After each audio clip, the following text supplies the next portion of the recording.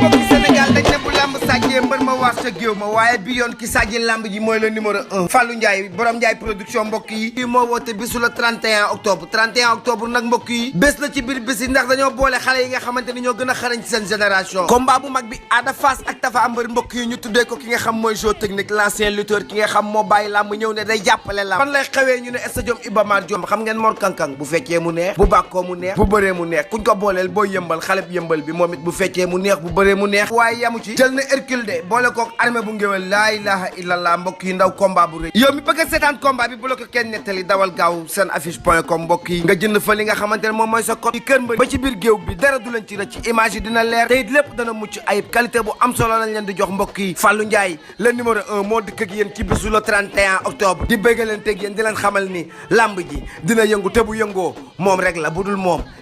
dara du fi yëngu cey numéro 1 ñëw na de cey Fallou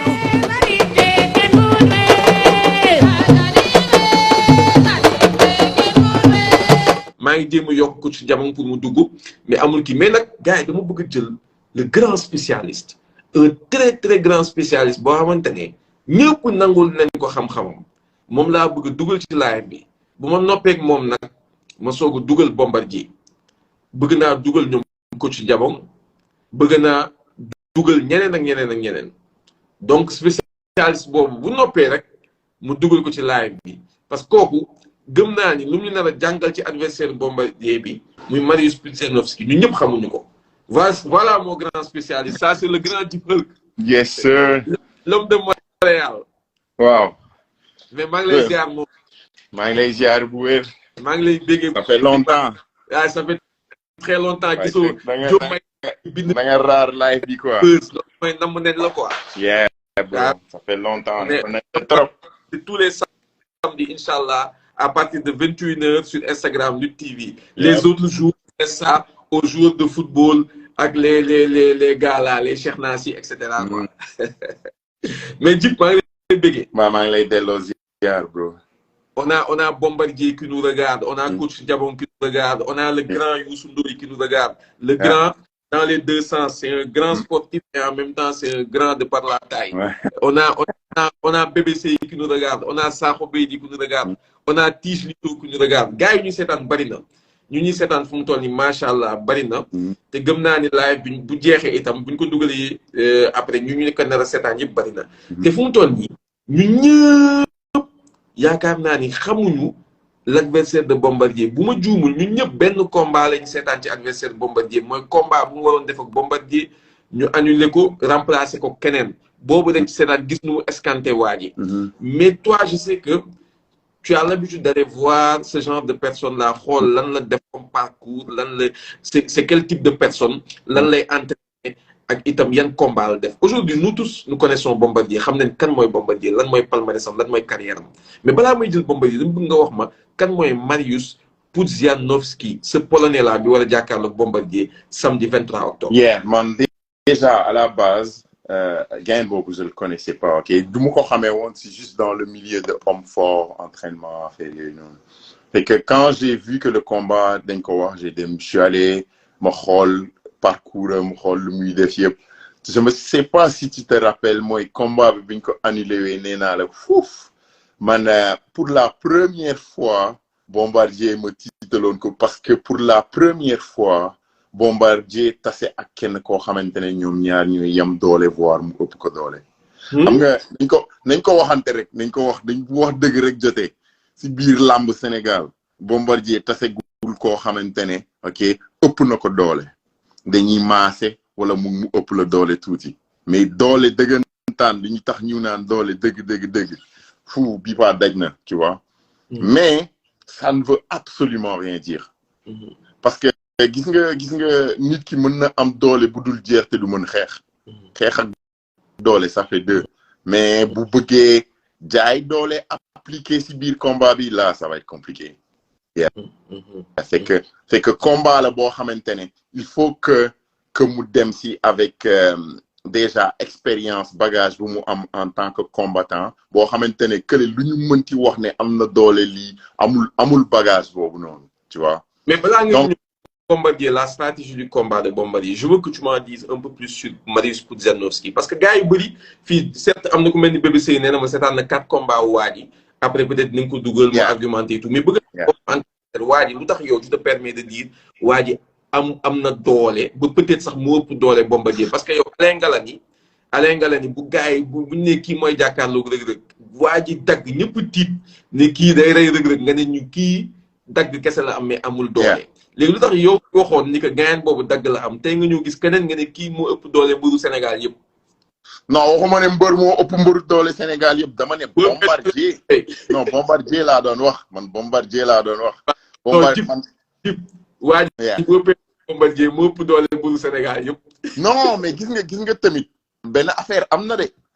nekkoon l'homme le plus fort du monde taxul mu nekk instant yi l'homme le plus fort du monde. faut faire très attention. Période bu mu ko nekkee si loolu la doon yëngatu di entraîner pour loolu ça veut pas dire que instant yi il est aussi fort qu'à l'époque. loolu c'est à considérer ndaxte booy def combat di entraîner pour def fight da ngay def beaucoup de cardio puis cardio bu bëri àndul ak doole excessif comme bu mu amoon. est-ce que yaa ngi comprendre. booy def ay mouvement yu bëri di entraîner loo xamante ne dafa bëri cardio mënoo am exactement même doole bi nga am bu mu doon def homme fort. mais gis naa sax sànq kenn wax ko ne non force ak force en mouvement du benn attention homme fort yi c'est de force en mouvement la de da nga leen di gis ñuy def ay affaires yoo xamante ne da nga naan wow c'est même pas possible dañuy sànni ay poids yu lu di def farm walk maanaam dañuy yëkkati benn poids di dox ak moom si benn distance bu gudd donc amuñu doole kese dañu am doole ba pare am endurance mais endurance boobu noonu bokkul ak endurance ak combat puis pour man foofu la ko Bombardier mën a jaaree ba dominer boo xamante ne day leer et net gis nga nit mën na ñëw di entraînement di muscle yëkkati ponkal am doole bu bëri mais boo leen jàppantee mu won la ne am na doole bu bëri waaye bu dépassé benn laps de temps pare na si mënatul appliquer. loolu moo daroon Reug si dernier combat wam. ñëwul ma ci qualité waa ji c'est lu tax yow waa ji peut-être bi nga gisee lu tax mu impressionné la en terme de doole ba nga naan Bombardier ngi soog a tasantel koo xamante ne ñoom ñaar ñoo tolloo doole. sooy def homme fort lan mooy exercice ñu war a def deadlift gars yi dañuy yëkkati presque 1000 livres 1000 livres mat na 3 fois non maanaam 1000 livres ay 700 800 non environ 1000 livres la ñuy squat puis deadlift gars yi ñu ngi c'est ay 900 presque 1000 aussi donc ay poids yoo xamante ne mat na 3 fois Bombardier. 900 livres mooy ñaata kilos. ay 300 kilos ay ça dépend si affaire yi nga xamante ne dañ koy def mais ay poids la yoo xamante ne boo mënoo ko comparer ak poids wu nit puis poids boobu noonu gars yi di def même bu si nit si defee résistance da ngay jóg par force je te le dis. dans les briques la quoi. ay 400 kilos da koy squat. gars yi dañuy squat ay poids yu phénoménal. yoo xamante ne double poids Bombardier la mais loolu yëpp encore je le dis bokkul ak boo nekkee ak nit ki gis nga nit ki boo koy yëkkati daf lay defal résistance donc maanaam nga bëgg a yëkkati kenn da ngay yëkkati poids wam en même temps résistance bu mu lay tegal mais gars yi am nañ doole boo xamante ne dinañ mën a entendre poids wam ak résistance bu ñu koy tegal maintenant li may wax sànq mooy est-ce que doole boobu mu amoon période boobu doole boobu la am léegi non ça c'est à revoir mais tamit faut pas se dire que Bombardier tamit amul doole bro c'est que neexoo nañ tu comprends mais nag ci biir doole bëri dëggantaan foofu favori bi si Bombardier laa koy jox léegi il faut que mu appliquer bi ça serait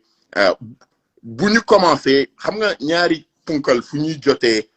coup dafay fatal trop si ñoo xamante ne dañu bëri doole donc puis Bombardier nekk na koo xamante ne même si biir arène bi c'est très rare nga gis nit di ko dóor ba touché ko yenn touché yi mu abandonné tu vois donc mais boo tasee koo xamante ne yenn tolloo doole pour éviter fatalisme boobu noonu foog mu nekk corps à corps ah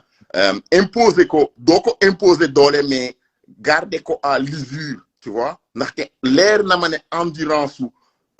combat mooy maanaam boo leen jàppante ku nekk di jéem a dominer foofu Bombardier mën na ko fa am quoi tu vois donc pour man foofu la bëre ak moom wàcce ko si suuf terminer quoi avec des dóor pour man loolu la quoi. mais bu fekkee ñuy fàttali ni